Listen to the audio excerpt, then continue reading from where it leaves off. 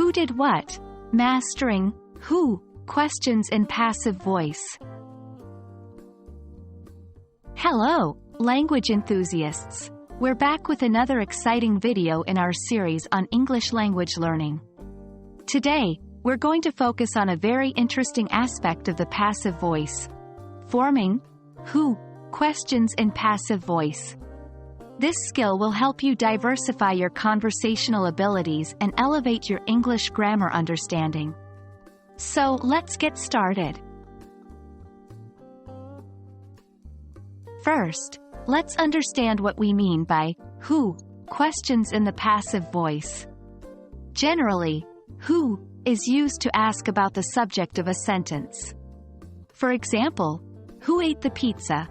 But when we transform this question into passive voice, the focus shifts from who did the action to what happened to the subject.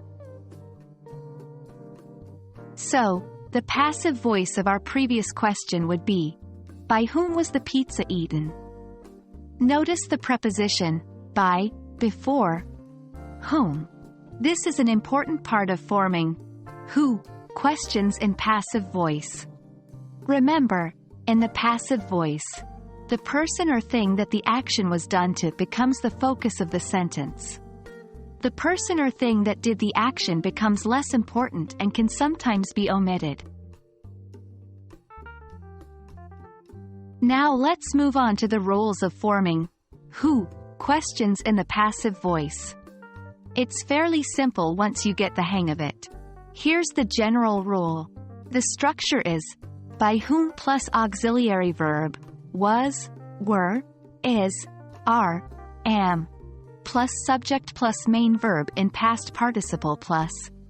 Here are some examples to illustrate the rule. 1. Active voice. Who wrote this book? Passive voice.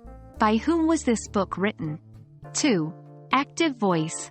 Who is painting the wall? Passive voice. By whom is the wall being painted? 3. Active voice. Who will clean the room? Passive voice. By whom will the room be cleaned? Do you notice the shift in focus? In each passive voice question, the object of the active voice sentence becomes the subject. Great! Now that we've understood the rules, it's time for some practice. I'll give you some active voice, who, questions, and your task is to convert them into passive voice. This will help you to apply what you have learned and make you more comfortable with this concept. 1. Who is going to deliver the speech? 2. Who has cooked this delicious meal? 3. Who will drive us to the airport? 4. Who made this beautiful painting? Try to answer these questions using the structure and examples we have discussed earlier. That's a wrap for this video on forming who questions in the passive voice.